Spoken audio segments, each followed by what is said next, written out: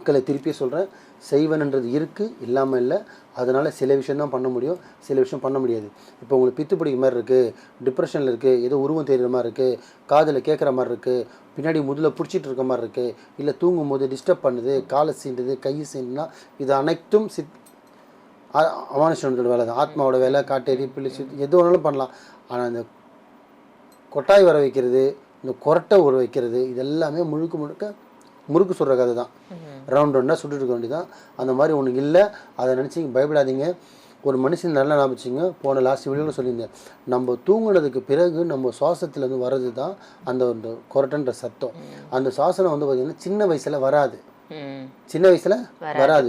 குறிப்பிட்ட ஏஜ் ஆக பாடி வெயிட்டாக தான் ப்ரெஷர் ஏற உடம்பு ஏற தான் அந்த கொரட்டன்ற அதிகமாக வர ஆரம்பிக்கும். அப்படி வர ஆரம்பிக்கிறது நீங்கள் அணுக வேண்டியது வந்து டாக்டரை, மாந்திரிகரை கிடையாது, கோவிலை கிடையாது. சரியா?